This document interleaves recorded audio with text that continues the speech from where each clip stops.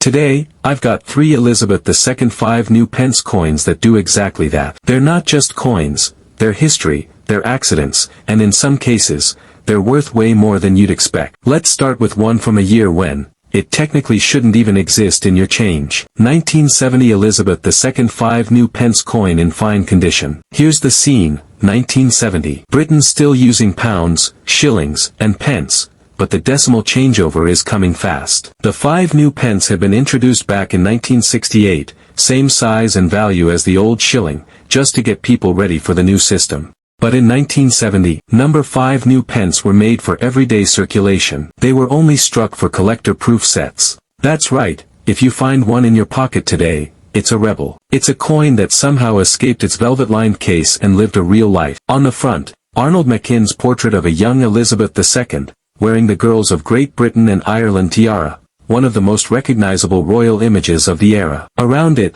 the Latin inscription, "By the grace of God, Queen, Defender of the Faith." On the back, Christopher Ironside's crown thistle, Scotland's national emblem, flanked by those sharp, curling leaves. New pence above, a bold 5 below. Now, here's where it gets spicy. Even though these coins were proof strikes, a few made it out with minting errors. Some are misaligned die strikes. You'll notice one rim looks chunky while the opposite rim is razor thin. Others have weak strikes, where the detail looks soft because the pressure wasn't right. And then there are planchet flaws, cracks or marks in the metal before striking that leave permanent scars on the coin. A regular 1970 proof 3 to 5 pounds. A 1970 proof with a glaring, unique error. Try 40 to 50 pounds, sometimes more if the flaw is dramatic enough. Think about that, a coin from a year it wasn't even meant to circulate, with a minting mistake on top of it. That's collector catnip. 1971 Elizabeth II 5 new pence coin in dirty condition. Now we jump to one of the wildest years in British currency history, 1971. Decimal day, February 15th. The old currency system, gone. Everything converted into 100 pence to the pound.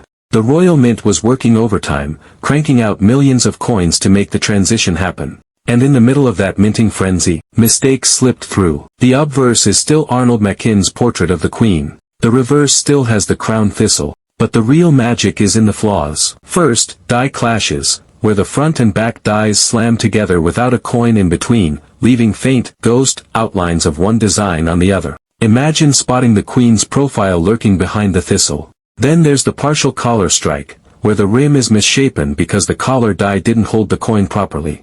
Or the filled die error, where dirt or grease in the die makes letters and numbers look half-formed or melted. Now here's the twist. In dirty condition, these coins are perfect for treasure hunters. Dirt hides detail, and sometimes, under that grime, is a minting flaw just waiting to be discovered. Normal dirty 1971 coin, worth 5p. Dirty 1971 coin with a clear, dramatic error. 20 pounds, 30 pounds, even 60 pounds for the right piece. Remember, this was the year Britain changed currency forever. Owning an error coin from that exact moment is like holding a backstage pass to monetary history. 1980 Elizabeth II 5 new pence coin in fine condition. By 1980, the big decimal changeover was long past. The 5 new pence was just part of life. But behind the scenes, change was coming again. The denomination would be shrunk in 1990 to a smaller, lighter coin. The obverse, still Arnold Mackin's Queen. The reverse, still Ironside's crown thistle. But minting tech had improved,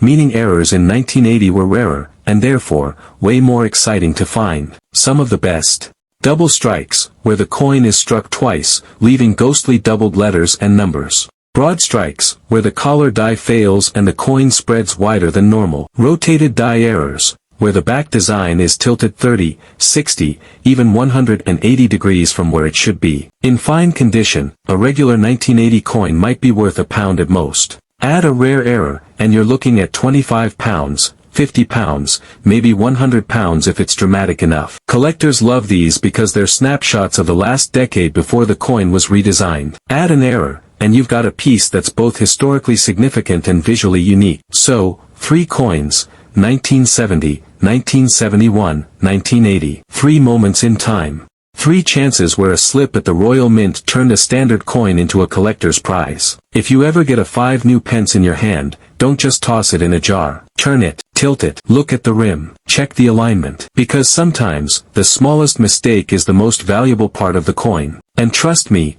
finding one is addictive.